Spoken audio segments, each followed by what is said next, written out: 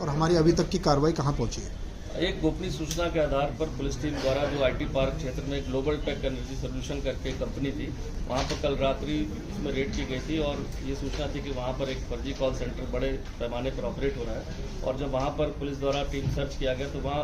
58 लोग वहां पर वर्क पाए गए जो लैपटॉप और डेस्कटॉप पे काम कर रहे थे। जब सभी के डेस्कटॉप और लैपटॉप को चेक किया गया तो पाया गया कि उनके द्वारा एक एंटी सिस्टम हैकिंग करके एक सॉफ्टवेयर के माध्यम से एक पॉपअप भेजा जा रहा था जो इनके अमेरिका में यूएस में बैठे कोई और लोग कनेक्शन में थे, उनको ये फॉरवर्ड हो रहा था। उसके द्वारा वहाँ पर जो अमेरिकन और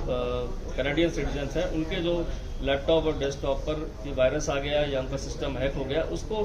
ठीक करने के लिए उस पर पॉपअप भेजा जा रहा था और जो भी ट्रांजैक्शंस के पेमेंट हो रहे थे वो डॉलर्स में वहाँ अंकित करके अलग से मेंटेन हो रहा था। क्योंकि प्रथम दृष्टया जो टीम गई वहाँ पर टेक्निकल टीम द्वारा जब सभी डेटा देख लिया गया तो ये पूरी पुष्टि हुई कि ये फर्जी कॉल सेंटर इस तरह से यहाँ से जैसे पूर्व में ऑपरेट होते थे इस तरह का यहाँ पर पाया गया। और इसमें 58 के अलावा 8 लोग ऐसे मिले जो विभिन्न प्रांतों के थे, जो अलग अलग कैपेसिटी में उसको वर्क कर रहे थे। जैसे आप कहेंगे डेस्क हेड कहेंगे या मैनेजर कहेंगे, जो डायरेक्टली इस पूरे सिस्टम को ऑपरेट कर रहे थे। ये 8 लोग अलग अलग प्रांतों के, गुजरात, बंगाल, महाराष्ट्र, बिहार के थे। और तो कहीं ना कहीं से पूछताछ में पता चला कि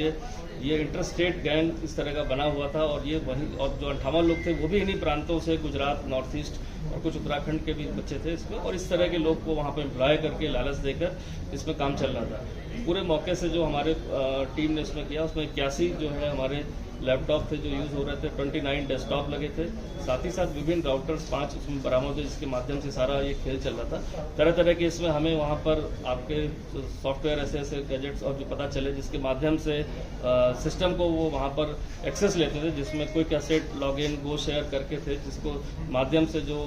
विक्टिम है उनको कहीं ना कहीं उनके डेस्कटॉप लैपटॉप को शेयर करने के बाद यहाँ से पॉपअप भेजा जा रहा था। तो सभी चीज़ों को परीक्षण के उपरांत इसमें जो है विभिन्न धाराओं में इन पर मुकदमा दर्ज किया करके 8 लोग को इसमें अभी अरेस्ट किया गया है। सभी सामान को सीज किया गया जिसकी कीमत करीब 1 करोड़ से ज़्यादा है। साथ ही साथ ये भी विगत 1.5-2 माह से ये गैंग पूरी तरह से सक्रिय होकर यहाँ पर लोगों को एम्प्लॉय करके यहाँ पर चल रहा था। अब इसके कुछ कनेक्शंस मिले हैं जो अलग बाहर की कंट्री से मिले हैं, जहाँ से इनका ट्रांजैक्शन भी ट्रेल मिली है और साथ ही साथ कुछ ऐसे नंबर्स भी आए हैं जो बाहर से इनके साथ कनेक्टेड थे और ऑपरेट हो रहे थे, जिसके बारे में भी जानकारी की जा रही है। तो एक देखा जाए तो एक कॉल सेंटर जो विभिन्न प्रांतों के बच्चों को लाकर और विभिन्न प्रांत के जो उसमें मास्टर हेड्स मिले हैं जो काम कर रहे थे, तो कहीं ना कहीं ऐसा लगता है कि इंटरस्टेट ये गैंग था जो पूरी तरह से यहाँ पर ऑपरेशनल होने के लिए यहाँ पर सेटअप किया था और इसमें समय रहते इसकी सूचना पर इसको पर्दाफाश किया गया। क्योंकि इस तरह के कॉल सेंटर में सबसे बड़ी बात ये रहती है कि